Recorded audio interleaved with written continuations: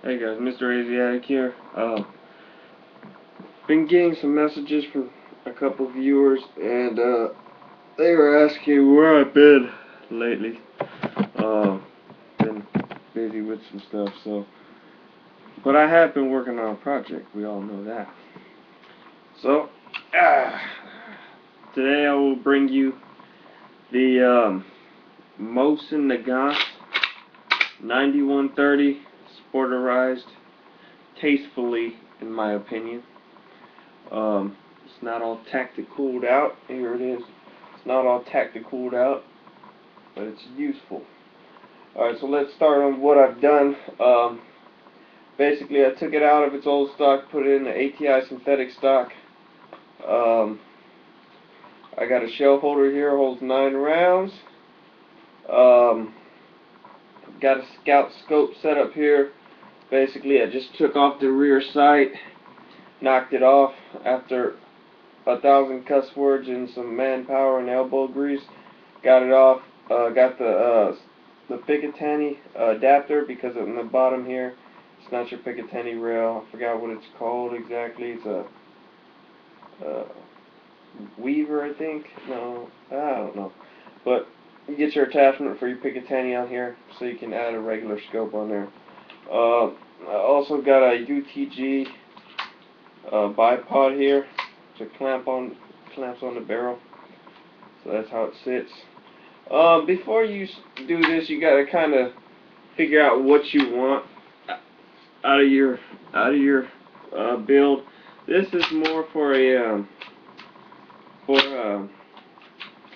out 150 yards plus, target shooting, hunting, 7.62 by 54 round. If you don't know what that looks like, here it is. I wouldn't want to mess with it. 30 caliber round. Ballistically, it's in between a 30-06 and a 308. So it'll take anything, no questions asked, in North America. So that's what I've done to the appearance of it. But let me tell you what I did with the rest of it. Basically, I started off by cutting the barrel here. As you can see, it's nice and polished, pretty flat, as flat as I got it. Keep in mind, guys, this isn't the professional way of doing it, the best way of doing it, but it works. I was thinking of doing it the correct route, but I figured I couldn't justify $160 worth of tools that I only use once on a $80 gun. But here it is. This is what I cut off. The barrel is down to 18.5 inches now, and the best way to measure that we did was if you have something straight that'll fit through the barrel, that's fine. But I just used the old clothes hanger here, and got with the bolt in, put it down there, and measured it, and I decided to go 18.5. Always leave room for error, just in case you have to cut it off, and make sure you're legal. But here it is. I just used the regular hacksaw I got from Walmart right here. Had someone hold it, and we just sawed it off. That's all we used. I did a real crappy job on it. As you can see how uneven that is. So I had some work cut out for me there. So you can see all the grooves and stuff in there. You know, I did a horrible job on it. But what I ended up doing was getting a heavy-duty fowler. If you don't know what that is, it's about yay long. It's metal. You can get it at Walmart, Osh, Home Depot, whatever. And what I did was, take this down a little bit. And what I did was it's square, so I just filed it down as flat as I could. Once I did that, I hit it with some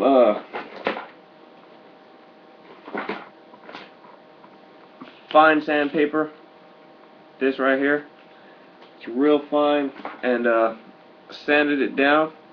Once I got it pretty much flat, then I grabbed my Dremel here, grab my Dremel with the polishing pad on it, and hit it with some polishing compound. Buffed it out, shined it up quite a bit, and then I got one of my wife's nail filers here. It's real fine and just made it look pretty. So I got it pretty. We sanded it. I polished it out again. And once I did that, and I was satisfied with how flat it got and how smooth it was. Then you go ahead and like I said, this is the easy way of, or the ghetto way of doing it, I guess you can say. I got a brass screw here, and basically what you want to do is the part that the sharp part that usually goes into the object, you put that in your drill. You hit it. I put polishing compound. You're supposed to use adhesive or something like that. I just used polishing compound, and what I did was I just got it around there, took my time with it.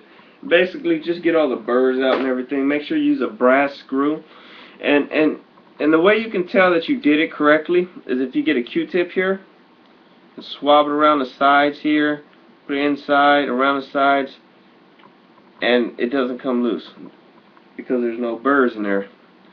So you know that's the the cheap way of doing it. You could buy or 80 bucks, 160 bucks worth of tools, do it the right way. But if it works, it works the way I see it. Here you can see there's the original side there, so you can see the crowning job on it, how round it is. This is flat here. It shouldn't, as long as it's flat and you deburred everything and everything's okay, you shouldn't have any accuracy problems. Here you can see, let me get it around real quick. Now you want the hole in the barrel tight. You don't want it too tight to where it's going to blow up in your face. But the reason why a round does not fit all the way in there is because you want it real tight so the gas push it out. The rifling in the barrel then spins it because it's real tight. If it's loose, you'll have gas leaking out. You'll have accuracy problems, so forth. Excuse me. And as you can see, how much it goes in there compared to the original. It's a little bit tighter, and that should still, the accuracy should be a little better with it. So what I do have is a snap cap in there, so it's not a live round. Snap cap. So then what I went ahead and did was I then focused my energy on smoothing out the action as much as I could. I want this to make it a hunting rifle and a good target rifle. So what I did was I just sanded it down, high grit, just fine sandpaper, sanded this down, took it apart, sanded it down, polished it out. And then what I went ahead and did was sanded out the sides right here, this part right here where it goes down, everywhere the action follows or goes through, I sanded it down and polished it out. That made it smooth as butter. Okay, maybe a little rougher, but I've held a lot of bolt actions before. This is by far not the best, but it is smooth. As you can see here, that's all it takes to bring it up, bring it back. It just slides. It's crispy. It is extremely crispy. So it works. It's nice. I really like it. It's a hell of a lot more than or better than it was before. I can tell you that much. So I mean, this is what it is. It wasn't that expensive to make. It was actually fairly cheap, and it was a lot of fun. It was a lot of fun. I still have to do a lot with this. I have to sand it out, sand the inside of the stock out. I've been a little too lazy to do that. I don't really feel like doing it. But for those of you guys that don't know, these ATI stocks here, they are not dropping replacements for the original. They are not. They really aren't. You'll probably have to do quite a bit of sanding. So hey, you might get lucky. These weapons, when they were built, they were getting pumped out, and they were just pumping them out, pumping them out, pumping them out. I don't think they were too worried about the quality of them. So they're not all direct specs like we would find on our ARs now and things like that. So I think that ATI's motto was it's easier to sand it out than it is to add more stuff. So I think they made it just a little bit tighter than they should have. And it's really not that hard. But this pistol scope, it's a 2 to 7 zoom, so I can adjust it 2 times to 7 times. It's a nice little scope, long eye relief. It's a pistol scope. It's got a long eye relief, so it, you know, I can get my eye relief right because it's so far up. Scout scope setup. If you wanted it traditional, right on top of the receiver here, then what you would need to do was snap cap, just so you guys know. What you guys would need to do is get the bolt here bent down. You can either do that. I think there's a guy on eBay that does it once you send him your bolt in and he'll send it back bent. Or there's kits where you can actually cut the bolt off, drill in a hole, screw it in. I didn't feel like going through all that, so the Scout setup was just perfect for me. It's just nice. I'm happy with the way it turned out. Fairly happy. I didn't get to shoot it yet. The one thing that about this round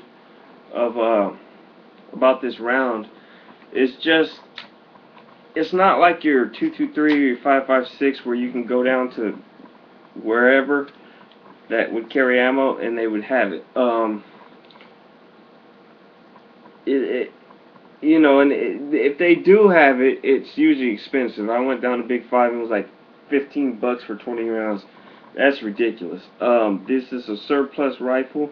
The ammunition online is, you can buy about 880 rounds for a little over $100. So it's a cheap plinker, and it's a good alternative for guys like me that really don't have a lot of money for shooting 5.56 or 308 or 30-06, and but they don't want to go down to a 22. I don't like 22s personally because it's kind of like shooting a BB gun. I don't see the point in it. I like recoil. So being able to cheap plink with this is nice. Like I said, you can get just a lot of rounds for real cheap. It's all surplus. And you know, if you decide you want to go hunting with this rifle, with this particular caliber, there's also makers that make soft point, lead-free, hollow point. But it is going to cost you good money. I think the cheapest I found was like $18 for 20 rounds for premium hunting ammunition for this round, which ain't bad because you're not going to go out there shooting hundreds of rounds at deers.